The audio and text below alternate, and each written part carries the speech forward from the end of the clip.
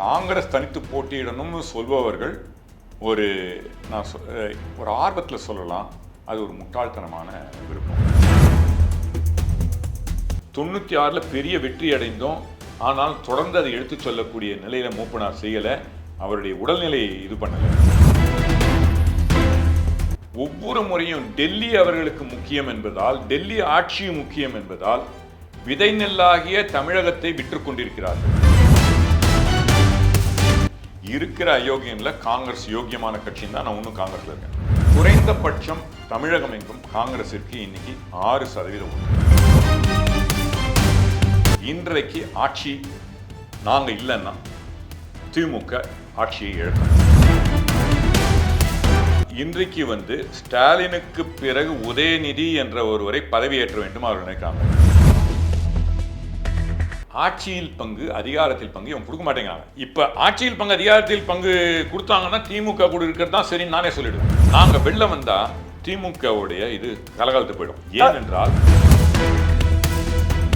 10,000 ரூபாய் நான் பந்தயம் கட்டுறேன், ஏன் 1 லட்சம் ரூபாய் கட்டுறேன், காங்கிரஸ் சேராத கூட்டணி வெற்றி பெற.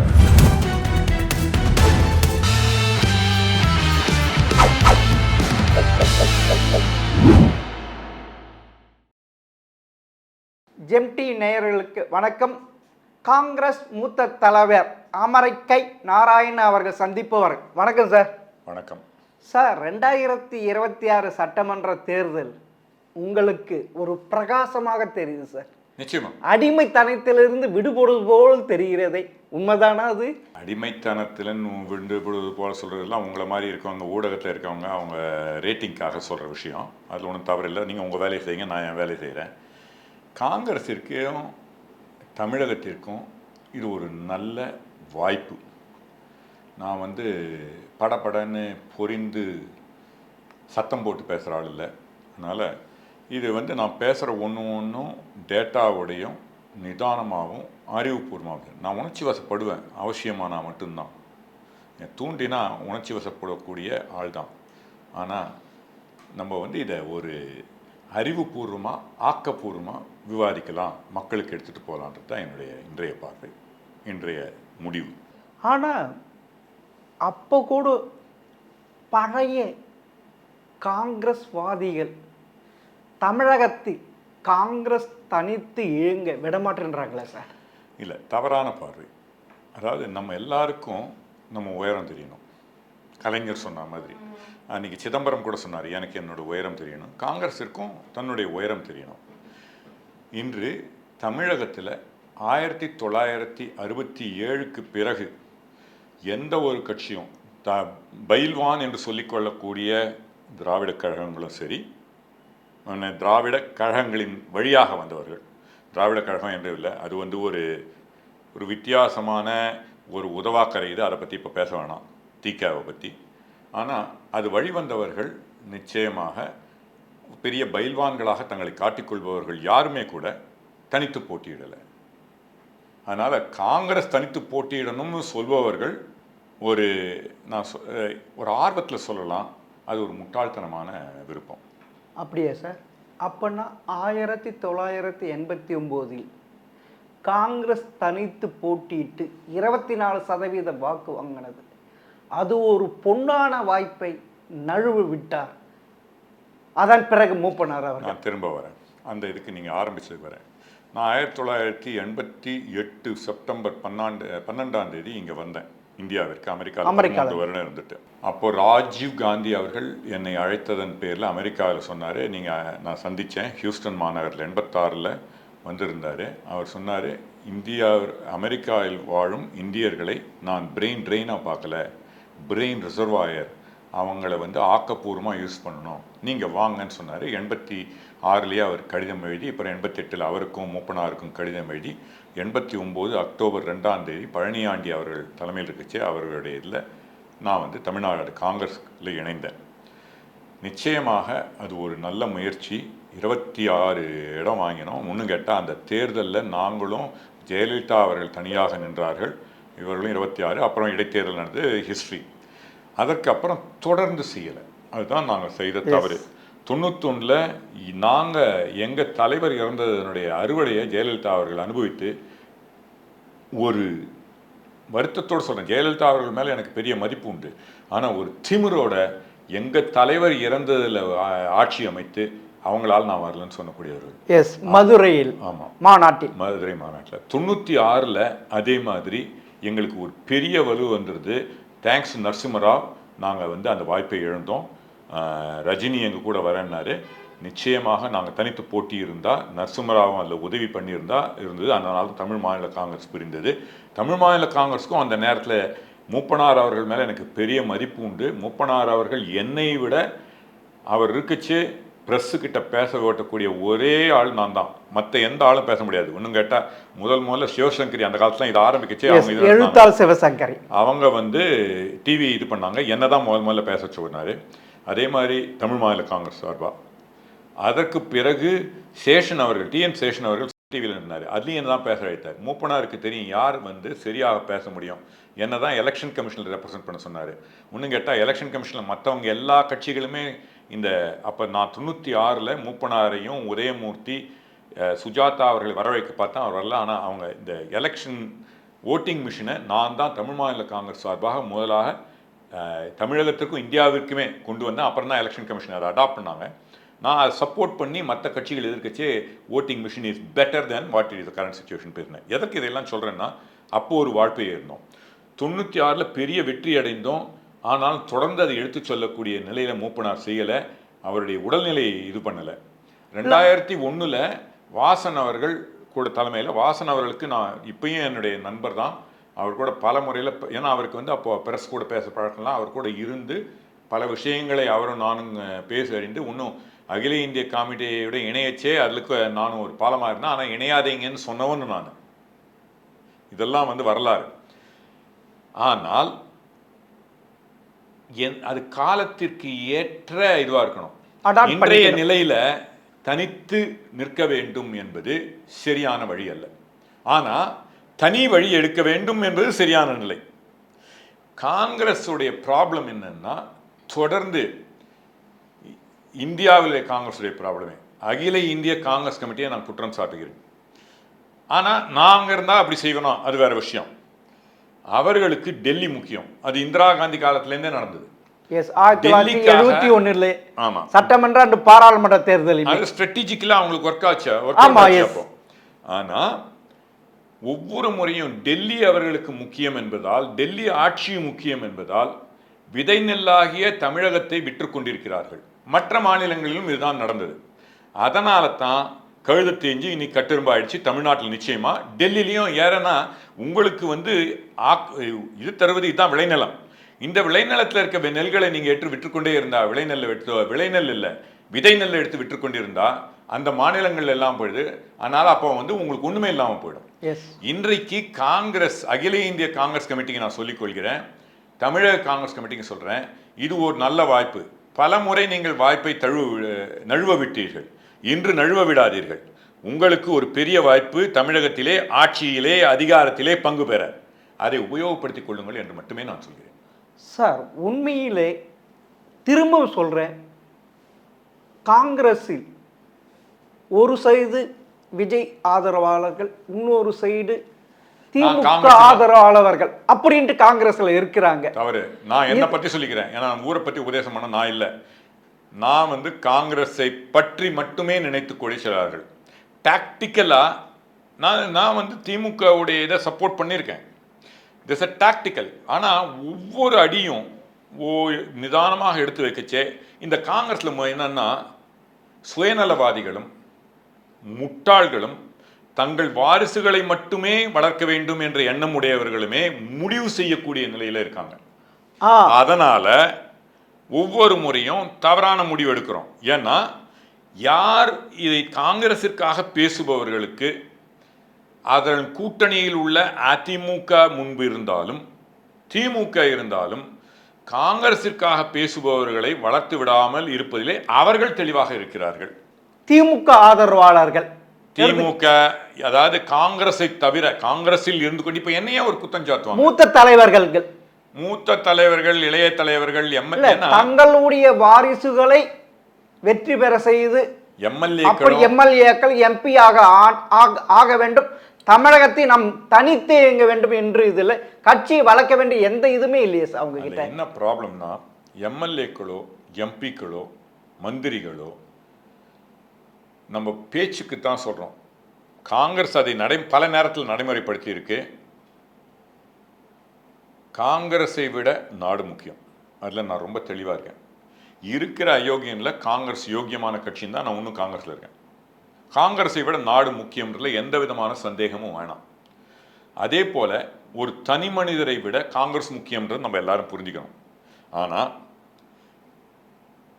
தனி மனிதர்கள், அதாவது எம்எல்ஏக்கள் எம்பிக்கள் இன்று மத்தியிலே பதவியில் இருப்ப விரும்புபவர்கள் தங்களை விட கட்சி முக்கியம் என்று நினைப்பதில்லை. அதனால் வர ப்ராப்ளம். அதனால் அது மனித சுபாவம், மனித இயல்பு. அதில் நான் அவர்களை குற்றம் சொல்லலை. ஆனால் கட்சி என்ன பண்ணணும்னா, அவனையும் ஒரு டெமோக்ரஸி வளரணும்னா தனி மனிதனும் வளரணும், நாடும் வளரணும்னுச்சா. ஏன்னா தனி மனிதன் ரொம்ப நாள் இது பண்ண சொல்ல முடியாது, நாட்டுக்காக குடுன்னு சொல்ல முடியாது. என்ன மாதிரி ஒரு 35 வருஷம் காங்கிரஸில் இந்த மாதிரி இருப்பான். ஆனால் பெரும்பாலானவர்கள் ஒரு கட்சியில் சேரிச்சு இதில் எனக்கு என்ன லாபம் தான் சேர்றாங்க. அவனுக்கு ஒரு பல விஷயங்கள் இருக்கலாம். அவனுக்கு பணம் வேண்டி இருக்கலாம், பதவி வேண்டி இருக்கலாம், பெயர் வேண்டி இருக்கலாம். இதெல்லாம் சுயநலம் தான். ஆனால் அவர்களுக்கு ஒரு குறிக்கோளோட வராங்க. எனக்கு நாட்டுக்காக வந்தேன். என் வீடு பேர் பார்த்தீங்கன்னா இந்தியான்னு தான் தமிழில் எழுதி பார்த்தேன் சார். என்னுடைய டெலிஃபோன் நம்பர் 98410 இந்தியான்றது தான். எனக்கு நாடு முக்கியம் தான் வந்தேன். நான் அமெரிக்காவில் பெரிய இதில் இருந்திருக்கலாம். ஆனால் ஒன்றும் உடலை, அந்த வெறி இன்னும் இருக்குது. இந்த வெறி உள்ளவர்களை இந்த கட்சி உபயோகப்படுத்திக் கொள்ளாத இந்த கட்சிக்கு வீழ்ச்சிக்கு காரணம். சரி, இப்போ நடைமுறைக்கு இப்போ தேர்தலுக்கு வருவோம். தேர்தலுக்கு ஆமாம் சார். ஏன்னா நமக்கு நேரம் 20 நிமிடம் தான் இருக்குது. 20 நிமிடத்தில் நான் சிந்தனை பண்ணி வச்சிருக்கேன். நீங்கள் வரேன்னு சொல்லச்சால காங்கிரஸிற்கு என்று, அதாவது 2 விதமாக பார்க்கலாம். அதாவது பெசிமிஸ்டிக், அதாவது கன்சர்வேட்டிவ் ஆர் லிபரல், நியூட்ரல். குறைந்தபட்சம் தமிழகம் எங்கும் காங்கிரஸிற்கு இன்னைக்கு 6% ஓட்டு இருக்கு. குறைந்தபட்சம் 6% ஓட்டு. அதிகபட்சம் 10% ஓட்டு இருக்கு. ஏறக்குறைய என்னுடைய கணக்கு 7-8% தமிழகம் ஃபுல்லாக காங்கிரஸுக்கு ஓட்டு இருக்கு சார். நீங்கள் 7-8%. ஆனால் 2014 பாராளுமன்ற தேர்தலில் காங்கிரஸின் வாக்கு சதவீதம் 4.48. கரெக்ட், சரியான பார்வை. ஆனால் 2014 தான் காங்கிரஸுடைய நதிர். நானே காங்கிரஸுக்கு ஓட்டு போடுவேனான்னு ஒரு கேள்வி எனக்கு முடியல. ஏன்னா ஆனால் நான் ஓட்டு போட்டேன். கரப்ஷன்றத பிம்பத்தை அடித்து ஒடிச்சு 1,86,000 சைஃபர் எல்லாம் பல பேப்பரோடைய எண்ணம் வருது. அப்படியே அந்த பக்கத்தில் முதல் பக்கத்தில் அவர் எழுதினான்னா பக்கம் போடல, அவ்வளோ சைஃபர். 1,87,000 1,86,000 பொய் சொல்லி எங்கள் கட்சியை இது பண்ணாங்க. எங்கள் கட்சியுடைய முட்டாள்தனம் அன்றைக்கி சரியாக எதிர்கொள்ளலை. நான் சொன்னேன், நான் அந்த கட்சியில் நேஷனல் ஸ்போக்ஸ் பர்சனாக இருந்து I said, has there been corruption in Congress? No, I said, hell yeah, but it's not 1,86,000, 1,70,000. ஒரு பைசா கரப்ஷன் இருந்தாலும் கரப்ஷன் தான் அப்படின்னு ஒத்துக்கிட்டு கரப்ஷன் இருந்தது நீங்கள் சொன்ன அளவு இல்லைன்னு நேஷனல் டிவியில் சொன்ன ஆள் நான். ஐ ட்ரெண்டட் ஃபார் 5 days, அமெரிக்கை நாராயணன் அண்ட் ஹெல்யா. உண்மையை மட்டும்தான் நான் மக்கள்கிட்ட பேசுகிறேன். பொய் சொல்லி இதை பெரிதாக பிம்பம் எடுத்தாங்க. 11 வருஷம் ஆச்சு நாங்கள் ஆட்சியை விட்டு எழுந்து. ஒரு ஆள் உள்ளே போனான்னா 1,86,000 1,87,000 சொன்னீங்களே, அதை ப்ரூவ் பண்ணீங்களா? இல்லை அதுக்கு சொன்ன அந்த ஏமாத்தினாரே, நான் மரியாதை எல்லாம் பேசக்கூடாது. அந்த ஆடிட்டர் ஜெனரல் அவருக்கு பதவி கொடுத்து அவருக்கு காசு கொடுத்தீங்களே, காசு கொடுக்காம பதவி கொடுத்தீங்களே. சில பேர் பதவியால் இது பண்ணுவாங்க, கரப்ட் பண்ணுவாங்க. அவரை கரப்ட் பண்ணாங்க. என்ன பண்ணீங்க? ஸோ அதெல்லாம் உண்மை இல்லை. பட் இப்போ கரண்ட்டுக்கு வருவோம் சார். உண்மையிலே இப்பொழுது இருக்க தமிழக காங்கிரஸ் மேலிட பொறுப்பாளர் கிரிஷ் ஜோடங்கர் அவரை குழு அமைச்சிருக்காங்க 5 பேரில். திரு ஸ்டாலின் அவர்கள்கிட்ட போய் பேசியிருக்க, எங்களுக்கு 70 தொகுதி வேண்டும், அதிகாரத்தில் பங்கு வேண்டும் கேட்டிருக்கார். அவர் வெளியே சொன்னார். ஆனால் அறிவாலயத்தில் இருக்கின்ற RS பாரதி அப்படி எதுவும் கேட்கவில்லைன்றார சார். ஐயா, அவரை நான் பாரதி அவர்களை உண்மையிலேயே நான் பாராட்டுறேன். ஸ்டாலின் அவர்களை அதிகமாக பாராட்டுறேன். அவங்களுடைய குறிக்கோள் என்ன? அவங்களுடைய ஆட்சி அமையணும். அவங்க தெளிவாக இருக்காங்க. நாங்க தான் முட்டாள்கள். காங்கிரஸ் அது இது அவங்கள போய் பாரதியையும் ஸ்டாலின் அவர்களையும் போய் குத்தம் சொல்றீங்க. அவங்க வேலையை செய்யறாங்க, நாங்க எங்க வேலையை செய்யறோமான்றதான் என்னுடைய கேள்வி. நீங்க முதல்ல நான் ஏதாவது பேசச்சே என்ன நான் பரிசோதிச்சுக்கணும். காங்கிரஸ் தன்னுடைய வேலையை தொடர்ந்து சரிவர செய்யாமல் இருப்பதால் தான் இன்றைய நிலை. அவர்கள் அவங்க கட்சிக்கு பாடுபடுறாங்க, அதுல என்ன தப்பு இருக்குங்க? அவங்க வேலையை செய்யறாங்க. நான் தெளிவா சொல்றேன், இன்றைக்கு ஆட்சி நாங்க இல்லைன்னா திமுக ஆட்சியை இழக்கும், அதுல சந்தேகம் வேணாம். திமுகவுக்கு இது ஆட்சி இழந்தா வரத்துக்கு இன்னொரு 10-15 வருஷம் ஆகலாம். என்றால் இன்றைக்கு ஸ்டாலினுக்கு பிறகு உதயநிதி என்ற ஒருவரை பதவியேற்ற வேண்டும் அவர்கள் நினைக்கிறாங்க. அதிகாரத்தில் இருக்கச்சே பதவியை மாற்றுவது சுலபம். நான் இதெல்லாம் ஸ்ட்ராட்டஜி. இதை புரிந்து கொள்வதில்லை, தெரிந்து கொள்வதில்லை, உரத்த சொல்வதில்லை. உண்மைக்கு புறம்பாக சுயநலவாதிகள் காட்சியில் இருப்பதால நான் பப்ளிக்காக காங்கிரஸ் தொண்டர்களுக்கு போகணும்னு சொல்றேன். ஸ்டாலினுக்கும் உதயநிதிக்கும், மாண்புமிகு ஸ்டாலின் அவர்களுக்கும், என முதல்வர் இல்லைன்னா ஸ்டாலின் நான் சொல்லலாம், என்னுடைய முதல்வர் அவர், துணை முதல்வர், இவர்கள் இருவருக்கும் இன்றைக்கு அடுத்த ஆட்சியில் பங்கு பெறனா திமுக இன்னொரு 10-15 வருஷத்துக்கு வராது. ஏன்னா இது ஜெனரேஷன் சேஞ்ச் வரணும். பதவியில் இருக்கச்சே ஜெனரேஷன் சேஞ்ச் கொண்டு வரது கஷ்டம். அவர்களுக்கு எங்களை விட இந்த எலெக்ஷன் மிக மிக மிக முக்கியம். நாங்கள் இதில் இழப்பதற்கு ஒன்றுமே இல்லை. அதனால் அந்த ஸ்ட்ராட்டஜியை புரிஞ்சுக்கணும். ஒன்று. இரண்டாவதாக நான் சொல்கிறேன், எங்களுக்கு ஆட்சியில் பங்கு தரலன்னா நீங்கள் வெளில வந்துடலாம், கிளியராக சொல்லிடலாம். அவங்க இன்றைக்கி சொல்லியிருக்காங்க, பேப்பரில் வந்திருக்கு, ஆட்சியில் பங்கு தரதா அவங்க நியூஸை கசியை விடுறது. ரொம்ப சந்தோஷம். நம்ம கசியெல்லாம் விட வேணாம், நேராகவே சொல்லிவிடுவோம். நீங்கள் எனக்கு ஆட்சியில் பங்கு தரலன்னு நாங்கள் வெளில வந்துடுறோங்க. எனக்கு ஒன்றும் ப்ராப்ளம் இல்லை, எனக்கு ஒன்றும் போக்கிடம் இல்லாமல் இல்லை. அது மேலிடம் ஒத்துக்குமா? அதாவதுங்க, மேலிடத்தை பற்றி சொல்லக்கூடிய நிலையில நான் இல்லை. ராகுல் காந்தி ஒத்துக்குவாரா, சோனியா காந்தி ஒத்துக்குவாங்க? தெளிவாக இருக்கேன். அடித்தட்டு தொண்டர்கள், நான் இன்னைக்கு கட்சியில எந்த பதவியும் இல்லாத ஒரு காங்கிரஸ்காரன், எனக்கு காங்கிரஸ்காரன் இல்லைன்னு எனக்கு எந்த கட்சியும் சொல்ல, இதை விட ஒரு சுதந்திரமுள்ள ஒரு கட்சி உலகத்தில் இருக்கவே முடியாது. ஓகே, இன்றைய நான் அடித்தட்டு தொண்டனுடைய மனநிலையை பிரதிபலிக்கும். அது மட்டும் இல்லை, நான் I can move vertically and horizontally at ease. இந்த Hindu, Times of India, economic time, பெருமைக்காக சொல்ல, இதெல்லாம் ஒரு ஆர்டிக்கல் பப்ளிஷ் பண்ணணும்னா இட்ஸ் நாட் ஈஸி.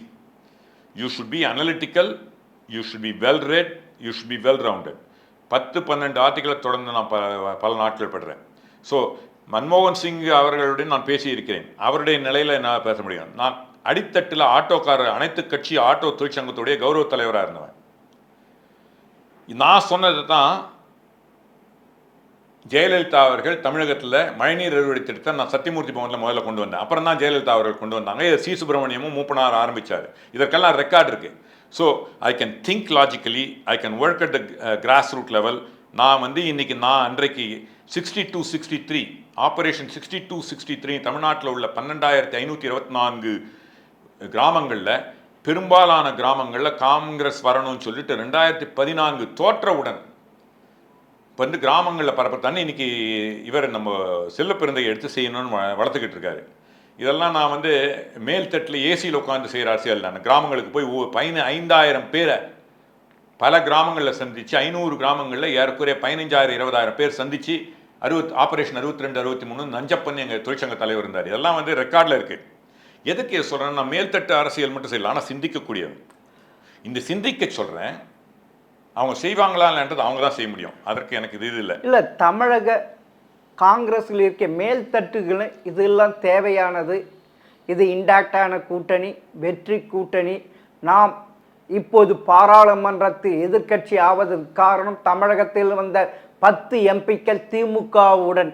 அதனால் இந்த கூட்டணி உடையக்கூடாதுன்றாங்களா சார்? அதில் அவங்க சொல்றது ரைட்டுங்க, அதில் என்ன தப்பு இருக்குன்ற அவங்க சொன்னது உண்மைதானே. திமுகவும் காங்கிரஸ் இருந்ததால தான் இன்னைக்கு ஒரு பெரிய மெஜாரிட்டி எங்களுக்கு சார்ந்தவர். திமுகவை தவிர ஒரு பெரிய கட்சி எங்களுக்கு சப்போர்ட் பண்ணுற நாடாளுமன்றத்தில் இல்லை. அதான் உண்மை. ஸோ நான் மற்றவங்க மாதிரி ஒரு தலை சார்பாலாம் நான் பேசலை. அவங்க பண்ணது உண்மை. Nobody hose anything to anyone. It's நல்லா புரிஞ்சுக்கணும். முட்டாள்கள் இந்த மாதிரி தான் இருப்பாங்க. அவங்க சொன்னது உண்மை, அவங்க சொன்னது உண்மை. ஒரு நிமிஷம், அவங்க சொல்றதெல்லாம் உண்மை, நான் ஒன்று கூட மறுக்கல. ஆனால் அவர்கள் முட்டாள்கள். ஏன்னா திமுக தெளிவாக இருக்கு. உங்களுடைய கூட்டணிங்கிறது தேர்தலுக்கு மட்டும், அவங்க தேர்தலுக்கு அப்புறம் உங்க கூட ஒன்றும் பகிர்ந்துக்கிறது, அவங்க சேர்ந்து செய்கிறாங்க. நீங்களும் அதை புரிஞ்சுக்கணும். முட்டாள்தனமா அவங்க கூட போய் ஒட்டிக்கிட்டு இருக்கீங்களே, அறிவு வேணா உங்களுக்கு? அறிவு கெட்டவங்களா? சிதம்பரம் மாதிரி ஒரு அறிவுள்ள மனிதர் இருக்க முடியாது. ஆனா அவரே போய் அங்க நிக்கிறாரு.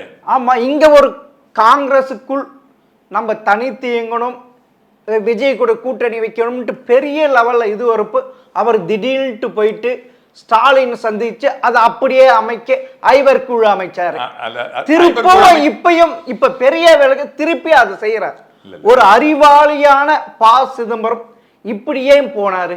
இல்ல அவர் அறிவாளி தான். அதுல உண்மையிலேயே நான் சொல்றேன், இந்த இடத்துல அவரு இந்த இடத்துல இல்ல இந்த தனித்து விஜய் கூட போய் கூட்டணி வச்சு நம் தமிழகத்தில் காங்கிரஸ் வளர்க்கணும் சில பேர் நினைக்கிறாங்களே, பெரும்பான்மையை தொண்டர்கள் நினைக்கிறாங்க.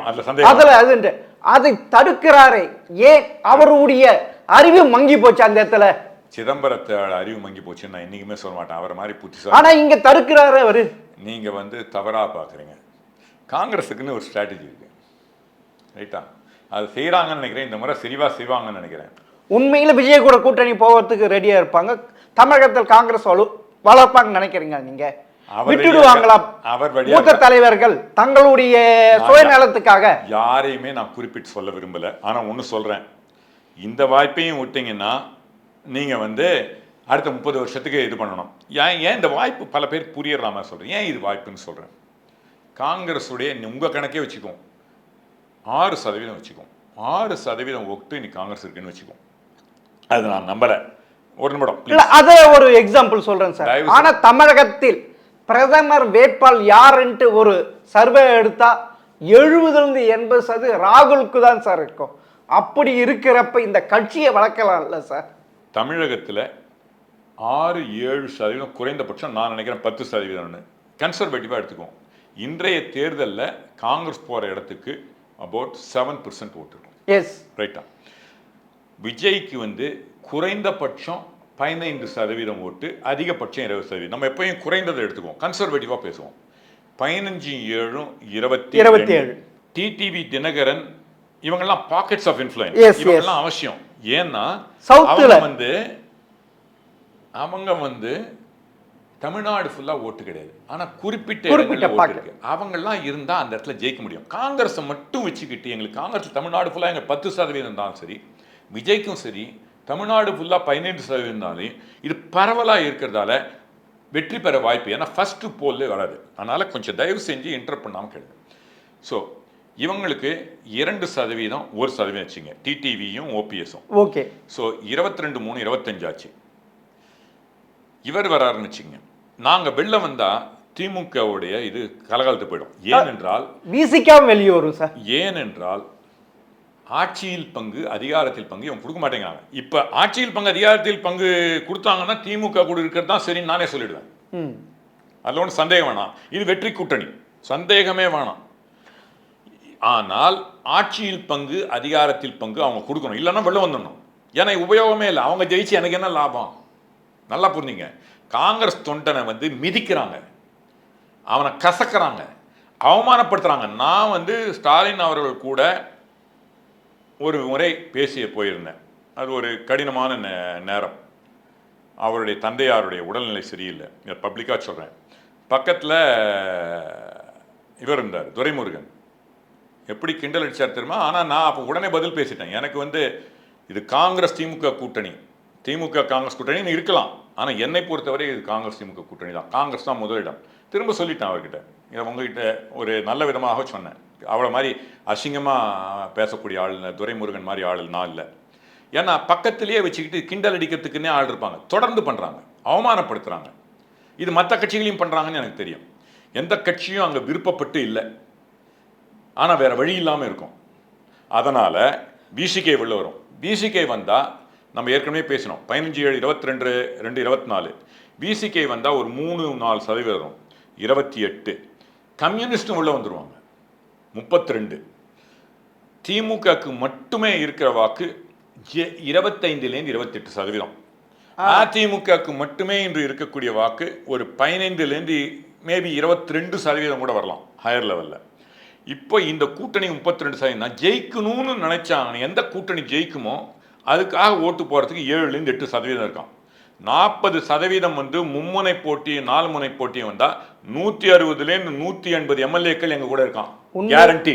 எஸ் சார், 4 முனை போட்டி இருக்கிறப்ப ஏறக்குறைய 35% வாக்கை எடுத்தாலே ஆட்சி அமைக்கிறது வாய்ப்பு இருக்கு. நான் சொல்ற 180 இது வந்துருங்க. ஆமா, இதுல வந்து கேரண்டீடு. அது மட்டும் இல்ல, தெளிவாக இது வந்து மற்ற மாநிலங்களையும் நடந்திருக்கு. இதுக்கு ஒன்றும் முன் உதாரணம் இல்லாமல் இல்லை. தமிழகத்தில் இந்த ஒரே கட்சி ஆட்சி, எங்களுடைய மைனாரிட்டி அரசு அமைத்து திமுக ஆட்சி இருந்ததெல்லாம் இன்னைக்கு வருங்காலத்தில் நடக்கும். 2006 நடந்தது, நடக்கவும் விட மாட்டோம். ஆனா இனி சரி சார், இவ்வளவு ஆனா ராகுலும் சோனியாவும் திமுகவோடு இருக்கணும்னு ஆசைப்படுறான். ஆனா பிரியங்கா அவர்கள் தமிழகத்தில் இந்த கட்சியை வளர்க்க வேண்டும் என்று ஆசைப்படுகிறார். இன்னும் கேட்டா இப்பொழுது ராகுலை விட பிரியங்கா நிறைய ஸ்கோர் பண்றாங்க சார். அவங்க நல்ல தலைவர், இந்திரா காந்தி போல். அடுத்து மோடி போன பிறகு அந்த இடத்தை பிரியங்கா வந்தா காங்கிரஸ் தூக்கி நிறுத்துவார், வெற்றி வைப்பார்னு சொல்றாங்க சார். இது வந்து காங்கிரஸ் முடிவு செய்ய வேண்டியது. ராகுல் காந்தி நல்லவர், நிச்சயமாக உண்மை சார். எனக்கு பிடித்த தலைவர் அவர்கள். நான் வந்து சோனியா காந்தி அவர்களை எப்பொழுது அவர் தன்னுடைய உள்மனது சொல்வதன்படி பிரதமராக இருக்க மாட்டேன், அது வரைக்கும் சோனியா காந்தி காங்கிரசின் தலைவர் என்று சொல்லிக் கொண்டிருந்தவன். சோனியா காந்தி என்னுடைய தலைவர் என்று நான் சொன்னேன். இன்றைக்கு நான் நினைக்கிறேன், அந்த குடும்பம் இந்தியாவிற்காகவும் காங்கிரஸுக்கும் பல சாக்ரிஃபைஸ். ஆனால் இன்றைய நிலையில் அந்த குடும்பம் வந்து இந்த கட்சியோடு இருக்கணும், வழி நடத்தணும். ஆனால் அவர்கள் மட்டுமே வழி நடத்தக்கூடாது, அனைவரும் சேர்ந்து செயல்பட வேண்டும். அவர்கள் மட்டும் இழுத்துட்டு போக முடியாது. நான் ஒரு காங்கிரஸ்காரன், நான் இல்லாமல் இந்த கட்சியை வளர்க்கணும்னு நினைச்சாங்கன்னா அந்த கட்சி அவ்வளவு தூரம் வளராது. அவ்வளோதான் விஷயம். சரி சார், திமுகவுக்கு காங்கிரஸ் இல்லாமல் வெற்றி பெற முடியாது என்ற நிலைமையில இருக்கு. உண்மையிலே காங்கிரஸ் வெளியே போனா அந்த சிறுபான்மையான ஓட்டு 14% வராது சார். திமுக காலிங்க, வெரி கிளியர். அது சிறுபான்மையான ஓட்டு பெரும்பான்மையான ஓட்டுலாம் நம்ம பேச வேண்டிய அவசியம் இல்லை. காங்கிரஸ் இல்லாம நான் இன்னைக்கு கேரண்டி பண்றேன். நீங்க இன்னைக்கு யார் வேணா பந்தயம் கட்டுறதுக்கு நான் 10,000 ரூபாய் அஃபீஸ் யார் எடுத்துக்கிறாங்கன்னா, இன்னைக்கு நான் அஃபீஷியலா சொல்றேன், 10,000 ரூபாய் நான் பந்தயம் கட்டுறேன். ஏன் 1 லட்சம் ரூபாய் கட்டுறேன். காங்கிரஸ் சேராத கூட்டணி வெற்றி பெறாது. ஓ, அந்த நிலைமை ஓகே.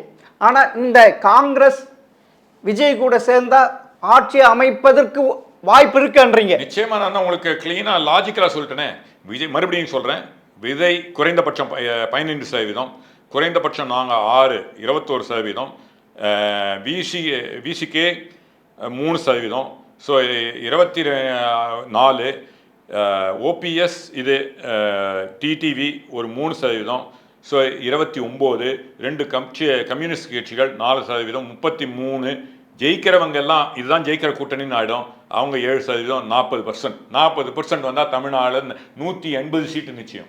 உண்மையிலே நீங்கள் காங்கிரஸ் விஜய் கூட போனால் புதுச்சேரி வெற்றி பெறலாம், ஏன் கேரளாவும் வெற்றி பெறலாம். அவருக்கான இது இருக்கு. வேணுகோபால் அதுதான் முயற்சி செய்கிறார், பிரவீன் காந்தி அதுதான் முயற்சி செய்கிறார். இலங்கையில் இருக்க நெல்லிக்கனி போல நம்ம எல்லாருக்கும் தெரியுது. ஆனால் நாங்கள் பல முறை இந்த வாய்ப்பை சுயநலவாதிகளால், சரியான தலைவர்கள் டெல்லியிலே முடிவு செய்ததால் எழுந்துவிட்டோம். இம்முறையும் இழக்க மாட்டோம் என்று நம்புவோம். உண்மையிலே பொறுத்திருந்து பார்ப்போம் சார். மிக்க நன்றி சார். வாய்ப்புக்கு நன்றி. நல்ல எதிர்காலத்திற்கு தமிழகத்திற்கும் காங்கிரஸிற்கும் வரும் என்பதில் நிச்சயமாக இறைவனை வேண்டுவோம்.